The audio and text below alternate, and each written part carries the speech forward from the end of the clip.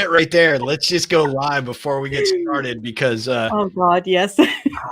freaking LinkedIn. Nope, we're not approved. Nope. Bastards. Oh, we're live now. Well, hey, maybe somebody watching this can get us on LinkedIn because I don't know. Yeah, if anybody has any connections.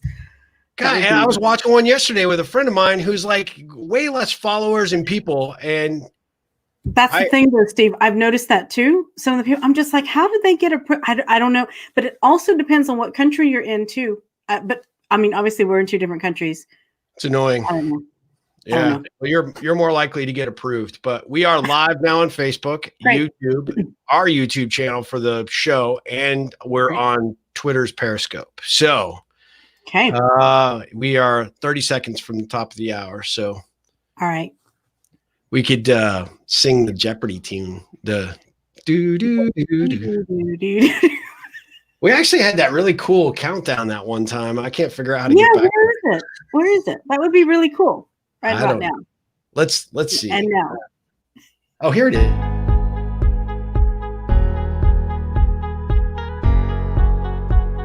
It's lame music though.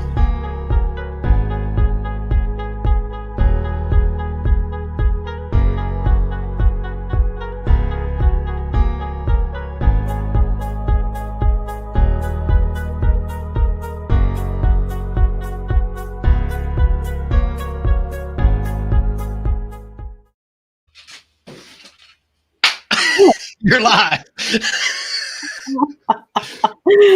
All right. Well, hey, I'll bring us in. Hey, welcome to Conversations with Asha and Steve, the podcast, yet live streamed. Asha, Dr. Asha Prasad, my co-host. How are you doing? I'm doing good, Steve. How are you doing? I am great, actually. I'm having a good Friday, actually. I just got off a monster call for one of my potential clients for my software company, and it went way better than I expected it was going to. And so, yeah, things are good. Good. How about you? That's a great way to end the week. Yeah, doing good. Have had a busy week, and it's Friday. It's Friday evening my time, which I'm very happy about. Although we can't really do much here still, but I'm still happy it's Friday evening. I'm like, why am I excited? Well, yeah, no, it's just Friday evening. So it's like, oh, hey, this is like we get to stay at home like we did yesterday. Or I know. It's like, wow. Hey, what are you gonna do? As long as there's alcohol. I mean, right? No, exactly. So that's excellent. So I was glad that you could make time to do that this week because we have kind of been on a little hiatus for the last 2 weeks. It seems like you were busy. You know what, Steve? What's really interesting about that is that we said that we were going to hop on here once every 2 weeks. Yeah, and we've actually been able to do that. But I'm really glad that we were able to because I am super excited about what we're going to be talking about today. Do you happen to have that preview of what we're going to be talking about? Just a visual aid. We're talking about my new book, although my lighting is like really weird. Woo! The third edition is out.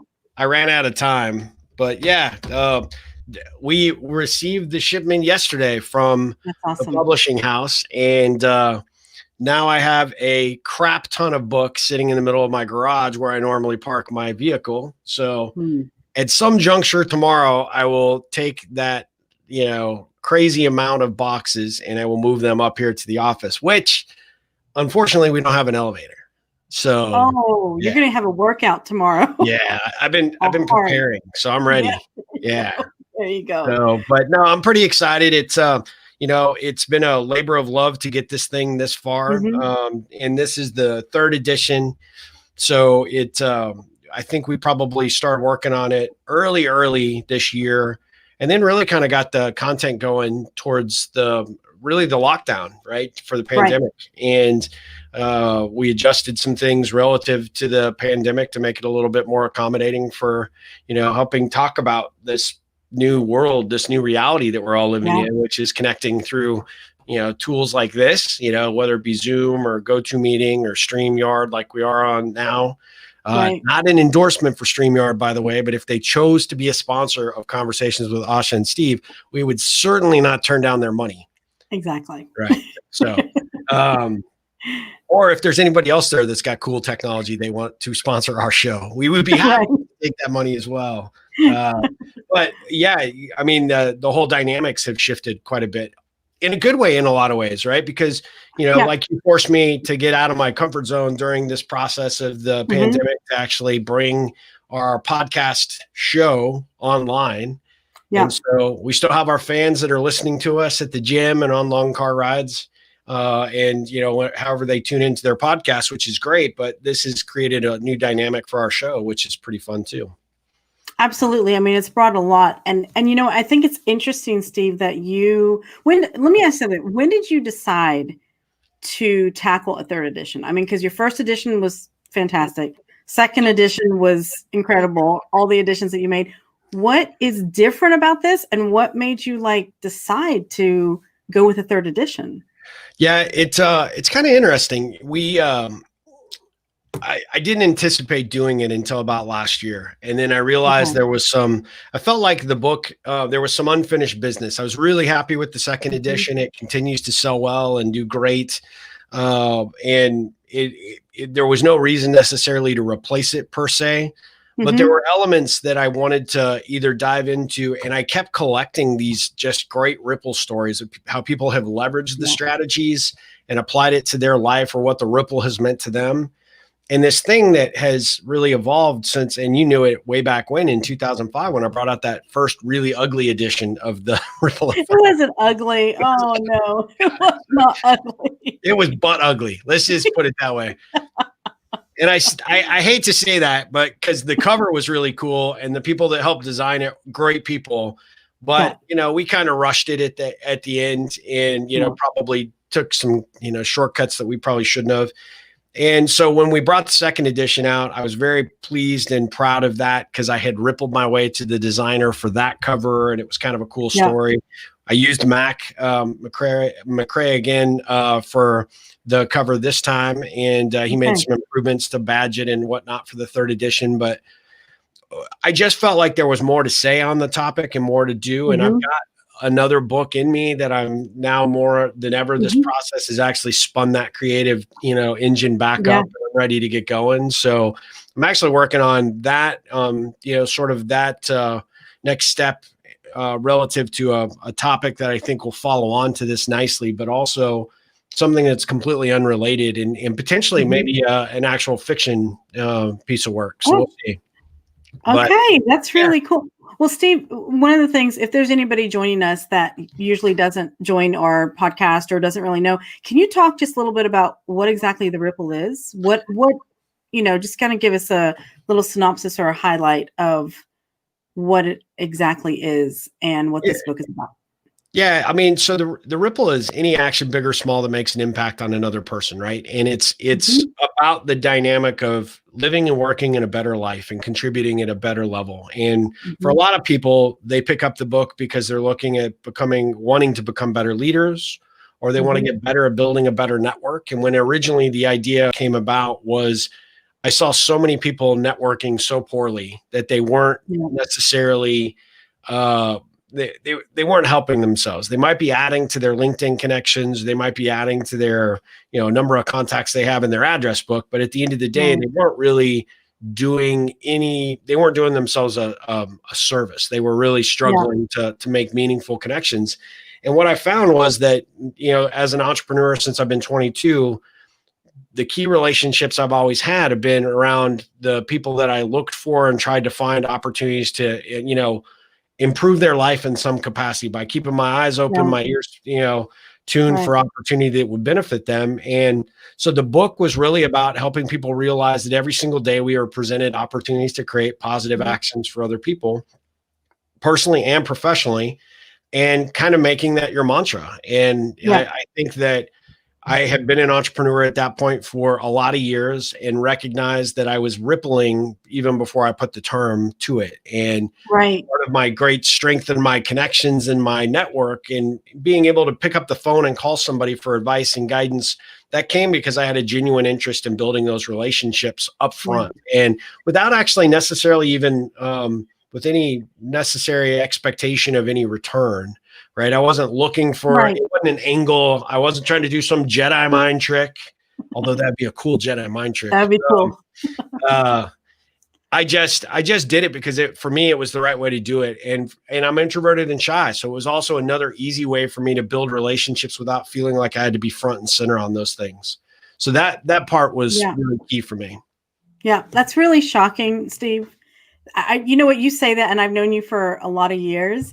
Yeah. Every single time that you say that you're introverted, and I'm like, no, I've never known you to be that way. But you know what? But I will say this, that does say a lot, because one of the things, anybody that's listening to us today that is introvert, I mean, I think this is a real thing that people deal with as entrepreneurs, as managers, as leaders. If they are introverted, they feel like they can't connect, and that they can't make those connections as easily, I guess, as other people can, or as more of the extroverted and people, people that love to talk a lot and that kind of thing. And I think that that's where your book really, and your messaging really is strong for them to be able to help that person. That, because I've been to your events, way back whenever you used to have in person the events. I don't know if you're doing them online now, but the Ripple events, it was so interesting to see like these really introverted people that would not speak, like would not even say barely hello to you. And you get them in that setting and you just break them open. And it was just the connections were just beautiful. It was really, really an interesting way to connect with people. Yeah, the whole process was really trying to, change people's perspectives of networking. Everybody has that, elevator pitch, or feel like they have to shove a business card in your face and sort of justify, whatever product or service that they have for why they're there. And authentic connection is nothing of that, right? It's all about trying to, figure out a common way for people to communicate and engage, and do it a way that actually doesn't feel quite as dirty as networking. I mean, you just don't feel like you have to go take a shower afterwards. And that as an introverted shy person, I really struggled with that in networking. But I also tell every introvert that ever talks to me about, oh, well, I'm that way too. It's like, well, yeah, but it's not an excuse, and it's not a crutch that you can use, because in our world, we're driven by, it's a relationship driven economy, right?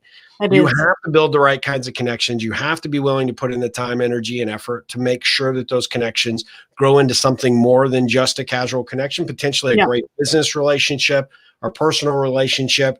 And that doesn't always come easily. And sometimes people look for that quick, sort of the quick hit, or the shortcut. And it doesn't work that way. I mean, I think that if you're going to build the right kinds of individual relationships, romantic, personal, friendship, business, whatever it might be, you've got to be willing to step up to the plate and be committed to do it. And when you do that, and those actually blossom, amazing things come of it because of that. So, I mean, I think this was more or less a how-to manual for me as much as it is for anybody else about the importance of authentic connection.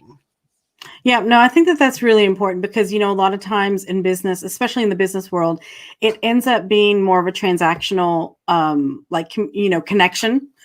And I mean, that's not what real strong business. And I'm talking about, having business partners that you have like over years and customers and that kind of thing. That's not what that's based upon. It's not just based upon transactions. It's really about that connection piece. So that's, I mean, that's really interesting. Yeah.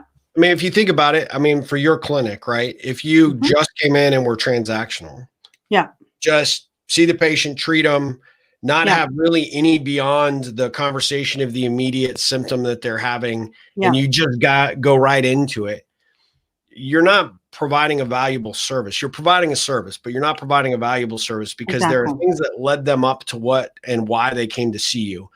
And they need to have that comfort level and that trust factor for them to be able to receive your treatment collectively, right? Exactly. And I see so many businesses that, and I see individuals as well that go about it as a transactional approach. Yes. And there's nothing in life that's transactional. There just isn't. No. And, you know, I was talking to a group of IT professionals the other day about, you know, they're introverted individuals because they like to be behind the computer screen, but occasionally you have to talk to the customer. Occasionally you have to have meetings. Right. You have to be able to take the vision that's in the customer's head and be able to boil it down into code. And the way that you do it is by saying, well, that's not my job. That's not what I do. But yeah, but you're the one that executes on it. And even as much as you would like to think it's a job in a vacuum, it's not. And there's very few jobs in the world that are where you can work and be successful alone. You have to, and you require other people in order to get your energy, to, you know, be your customer base, or that you depend on for your financial success in some capacity. And you've got to be relational relative to it, because if it's transactional, well, if you treated your patient as a transaction, well, the next time they're injured, or maybe the next time they need a chiropractor, they may not go to you. Why? Because, well, hey, it's, you know, it's like going from one Taco Bell to the other Taco Bell, because I'm, you know, they look at it from that perspective of, you know, well, the one size fits all, that perspective, you know, they can get it anywhere. And that's not the kind of business you're in. The healthcare value that you bring to the table is amazing. And everybody that's watching this or going to hear this, you've definitely got to check out Dr. Asha's book and her program, the Prasad method, and everything she's doing out there in the world, because it's incredible. But I have to think your key success has been your ability to connect with those patients and a commitment to helping those people. And that's, in my estimation, that's a ripple, right? And I think for you that applies, whether you're an insurance person, it applies, whether you're a real estate agent, it applies, whether you're building a software company, it applies. Yeah, it applies to everybody, Steve, because, you know, one of the things I think is that what you were saying is that, you know, you're building the trust, you're building the loyalty, you're building an actual relationship. I mean, think about your most intimate relationships. Those are not transactional based. And if they are, they're probably not long lasting relationships. They're just not. They're, you know, I had a few of those in college, but we won't talk about that. Well, you know what? I mean, you know, you got to experience that too. Okay. Yeah. To know what that is. Know what you don't want, right? Yeah, exactly. It's like, no. But I mean, you know, that's just part of that. And I think that a lot of times people will mistake that being successful means I just have to have a lot of transactions. Yeah. And you know what I mean? Like, it's really, and they don't think about, you know, wait a second. What if those transactions were to go away right now? What do you have left? What's at the root of that? Have you built relationships? Do you have trust? Do you have loyalty? Do you have all those things? So I think that that is really the crux of what makes somebody successful in whatever it is that they do. Like you were saying, no matter what profession it is, it's really, very, very much a key element. No matter if you're introvert, extrovert, it does not matter. You can figure out a way for yourself that kind of fits for you on how you can truly connect with somebody. Absolutely. So, well, and it's funny, when I first wrote the book, it was only focused on salespeople, right? Because I saw this real need. I've been in sales pretty much my entire adult life at that point, and I realized how many bad salespeople there are because they approach that job as transactional, right? And what I recognized in my own business and in my own career path is that my success came from the repeat business. The repeat business came from the fact that I invested in the relationship. And a lot of times I gave way more than I ever got back from those relationships. Right. And I don't care. It's perfectly fine for me because that's what I wanted. But I would see, like, we'll call them veteran salespeople that, well, this is the way that we've always done it. And I wanted to, like, sort of, flip the switch on that concept for them. Yeah. And then for somebody that was new, like a brand new, kid coming out of college who doesn't know the first thing about sales, start with the relationship. Your goal is to connect, your goal is to engage, and your goal is to discover ways to deepen and strengthen that interaction enough to the point where you can build an authentic relationship. And I think for business owners and executives, whether it's doing that with your customer base or whether it's doing with your team, I think that there is a value. And when I really wrote the first edition of the book, I kind of thought it was just those folks that I was going to be working with. Right. And it has just, it blows me away. Top executives that work at major companies that we would all know, teams, where you think these people have everything just going and blowing.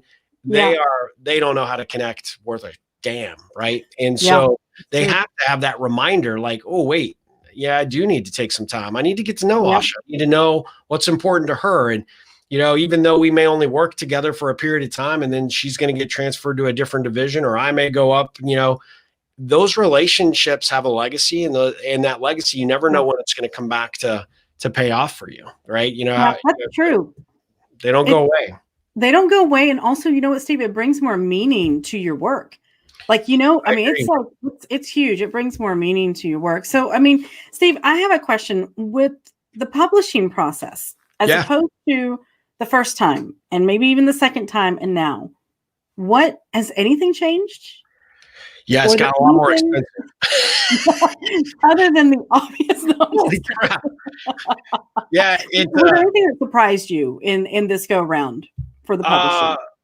Yeah, the people that I use to print the book, I feel like I will probably send them copies because they can use reading it. It's the typical adage of, hey, look, you're one of thousands of people that are doing project work with us, right? And it was very transactional. Whereas the people that we worked with previously, and this was same press but acquired, and so it's technically the same group but different, clearly. It's just a different experience, and so that was a little bit disappointing in that it has become kind of a churn and burn kind of business. But I've talked to other authors; they've all kind of experienced it. I think you may have seen some of that when you produced your book. And it's unfortunate because if you did a really good job and you took good care, all it would take is yesterday, hey, did the book show up good? Any problems, anything we need to take care of? Exactly. Nothing, right? And that's disappointing because that process was a lot more hands-on the last time. Even in the second edition was way more hands-on. And I think because they knew, this is a big gamble. It was not only nearly double my cost the last time to do what I did this time. For actually, I printed a little bit less quantity because I'm not sure about my long-term distribution strategy, but that was a concern. And, it was that piece was different. There were a lot of good things though that, the editorial process was a lot easier this time because I think I've become a little bit better writer. So Mark, our joint editor that we used together, he still had to butcher the crap out of what I wrote, but he made it, his work was a lot less heavy than it had been in the past. I didn't get one call from him to go, I don't have a freaking clue what you're talking about here. That's funny. I get those calls, Steve. I get those calls. I don't think so. You're an excellent writer, and I've heard very positive things like, Steve, why can you not be more like Asha? Well, I can't. I'm just not as smart, but I try. But that part was easier. Working with Mac on the cover was easier. Being able to verbalize the vision that I had for what I wanted to do for the third edition was easier. So I'd say not so much the publishing process, but the actual act of getting this thing birthed was way different and actually a lot more rewarding.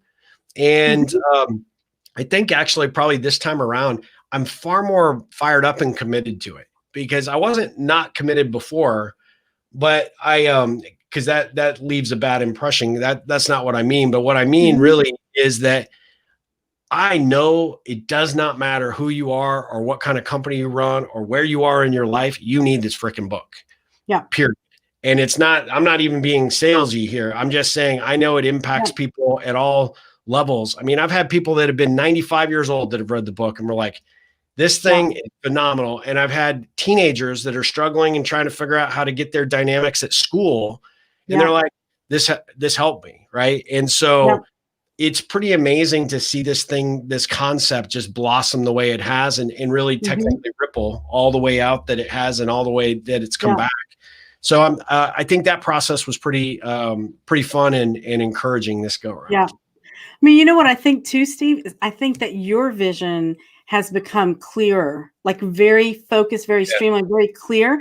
And I think that really influences the process as well. Even though certain things have changed and certain things are a little bit more different, a little bit, the dynamics are different a little bit. But I think that has really helped as well. It seems like this has got, more vision and clarity behind it. You know what I mean? Not that you didn't have that before, but, it's different.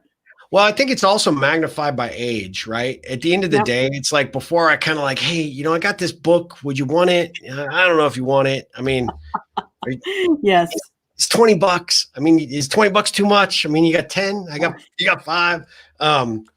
Yeah, I really didn't do that. But I mean, I didn't have the confidence to sell the book like it is. And now I talked to somebody the other day and they're like, well, hey, like if we order this quantity, I mean, are you going to give us a discount? And I'm like, I mean, no, I'm not. We do have corporate discounts, but for that particular individual, I've done so much free stuff for them and so much work. I felt like, hey, for me to ask for a list price on the book was more than fair. And I said, hey, and I'm going to throw some stuff in that you guys are going to like, and you'll be happy with it. But to your point, I do think I'm a lot more grounded and solidified in where I want to go and what I want to do with the book, which is also part of this new energy and encouragement that I've got where I want to take it. When I received the book yesterday, it was kind of like, yep, this is cool. And I'm really happy for it, but I really want to see this thing do great things in the world and create bigger and better ripples. So, no, exactly. Well, Steve, where can we get the book?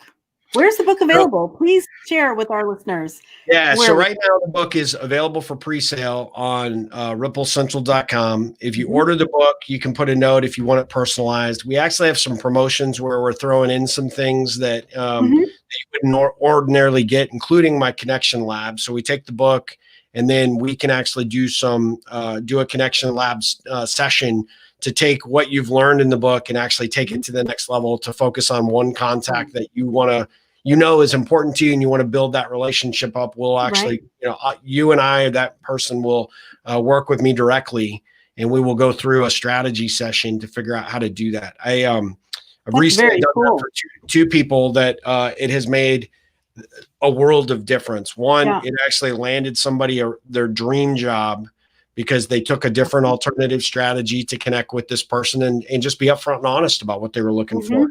And another one is a good friend of mine. I'm not coaching them or really officially helping them, but I actually help them get going on an idea that has some serious legs for, they're looking at it as a side hustle right now, but it's got huge potential to become a significant entrepreneurial venture. So yes, and the connection that individual needed to make was essential to that success. And so that's where we're at. So ripplecentral.com for right now. I know people are asking me, why is it not on Amazon? It may be on Amazon soon. Right now, I kind of have a love-hate relationship with Amazon because they destroy they don't give the care and feeding that they used to books, their inventory that they should. And so I will send, several cases of books to them in perfect condition. And then because they're all roboted, automated, or whatever they're doing in their inventory management, a lot of that stuff is getting damaged by these automated, processes. And they can't sell it, and I can't blame them. You can't sell a really crapped up book. Right. Then you send it back to me and then charge me for it. So it's like, that's not okay. No, it's not bueno. And, this isn't just a labor of love. It's an investment in, in my business as well. And so I'm very protective of the asset that we've now come out with. So I'll probably come to, some sort of agreement to get it back on there. But right now it's just on the Ripple Central website. We are working on an audio book. So that will be hopefully a new improvement because a lot of people are doing and consuming content that way these days. Yep. I know I am. And so that's my next big plan. And I'm kind of excited about that because I'm seeing new avenues of opportunity for getting that content out there and in different genres, so to speak. Yeah. No, that's awesome. Steve, I just have a question because you were talking about the Connection Lab. Yeah. Can you talk a little bit about that? Like what are the different offerings? Because I did see that and I thought it was pretty interesting. I was intrigued by it. So I wanted to know, could you talk a little bit about that? So our listeners know a little bit more about. Sure. So most of what our people that find my book or have seen me speak, they all have individuals that they've identified that are important to them. And a lot of times we just don't know what to do next. We don't know what action to take, or we need fresh ideas to get that relationship pointed in the right direction. And so we created Connection Lab for both individuals and teams. I'll speak to both, but we did this to basically say, okay, who are the key important contacts, and what do we need to do to figure out how to build the relationship the right way? So we will actually deconstruct how you came in contact with that individual, what you've done so far. We'll look at everything that could potentially be a connection point, which is my terminology, that is a way for you to create or start or re-engage a conversation with that individual. And we'll do it very strategically. And so a lot of times it's just, I've got this really unique approach to be able to look at things from kind of a global perspective and say, what about this? What about that? Have you tried this? So from an individual perspective, it's ideal because there's people that, hey, might hold the keys to your next job, might hold the keys to a big business relationship, might be an investor for a future enterprise, but you just don't know how. You may be connected on LinkedIn a long time ago, but never stayed in contact. And now you're anxious about trying to just reach out because you're like, hey, it's been, you're on LinkedIn and we've been friends for 2 years, so to speak, but now I need something from you. And people don't feel good about that, nor does that person feel good about getting a call like that, right? So you have to be intentional and authentic. And so that's for individuals. For companies, it's really looking at, specifically organizations will engage me for a deep dive on their customer base. And we'll look at their customer base and we'll say, all right, what are our top clients? And if you're doing a really good job, your top clients should be generating business for you without any sales effort, because you're creating an evangelist mindset with them. And so that's the goal with companies, is to say, what are our clients that we really want to build and grow those relationships with, and how do we do it? So we take a similar process, but it's a little more involved because it's a corporate relationship. And then we also look at it from an internal perspective and talk about, hey, how do we make sure that we've got the right people doing the right job and building those relationships internally? Because if we've got people engaging and connecting at a level that they need to, then we generally have better working teams, right? So that's an element that we do. And of course, it can open that up to other avenues, prospects and vendor partners, things of that nature that corporations, that are important to corporations. But that's kind of where we start. That's really good, Steve. I mean, you know what? I like that. I like that because I think that anybody that's listening there that hasn't checked out your book, I highly recommend it. And I think it's awesome what you're doing with the Connection Lab, because that is going to take it to a whole nother level, because you're going to be able to take the information that you read and learn and apply it right away and see it in action, which I think is really important, especially for those that are a little bit apprehensive about networking or connecting or, building relationships. This is just perfect for them to be able to put that right into action. So that's really good, Steve. That's really cool. What do you really want people to have? Like, name 3 things, if you can, that you want to be like the biggest takeaways from your new book coming, or your new book. I mean, that you belong in every conversation, and that you are important enough to be just as important connection to that person as they are to you. I think that's important to know, that you have value and you bring that to the table. I think it's also looking at, especially in today's times, there's 2 things relative to this craziness that we've got going on with COVID, is that in times of uncertainty, it's your network that you're going to depend on for your success. And so unexpected job change, something major happening, big product release. I always tell people you should have 10 personal connections and 10 professional connections at the ready to drop anything and everything to help you. And if you don't have those people putting all hands on deck to help you, you haven't built the relationship strong enough, right? I know you and I would do that for one another in a heartbeat. No questions asked. We're there in a moment's notice, right? That's the kind of relationships I think people need to be committed to working on. So I think at least 20 of those. And so I want people to be thinking about their 20. And then there's really two more things, actually. The third thing I was actually going to say was, in these weird, unusual COVID times, how to leverage some of these strategies to take connecting online. Yeah. And especially for team leaders or managers or, executives that are trying to figure out how to make sure that they're not just managing to the time, but they're managing to the output and the objectives. And part of that takes real engagement with your team and finding a mechanism to do that. If you're not in the same location, as many companies are still not, how to connect at that level in COVID times. And also for all of us that are on Zoom calls doing stuff like this, how do you connect in an authentic manner when it's like, we're not face to face, we can't high five, we can't hug, we can't elbow shake or whatever we're doing these days with regards to health protocol. There is the potential to lose some of that. And I think people are like, well, I don't know how to do it, so I won't do it. And the reality is, it's essential now to keep those connections going and growing, even in times where we can't be in a physical, space together. Yeah. So that's true for corporations and for individuals, I think. And the last thing I would say is, I think that I would like people to take away from the other aspect is just recognizing that this, this process does not have to be so scary. If I can do it, I promise you, I will win every contest against anybody who says, I'm more introverted and shy, than, I take the prize every time, because it has been hard for me. I have to remind myself every single day that I got to kick myself in the hindquarters to get out and connect with people. Yeah. And once you do, it's amazing what happens when you start the momentum and how valuable it is, because even in these weird times, you need those connections for your mental health, for your physical health. And, at the end of the day, nobody's going to remember how many hours you put in at the office or how many projects you delivered, but they will measure you by the relationships that you created and the impact you made out there in the world. And so you asked for a couple, but there's 4. So there's a whole bunch of stuff I'd like, that I wanted to walk away with, but those would be highlights. I know. No, but those are the highlights.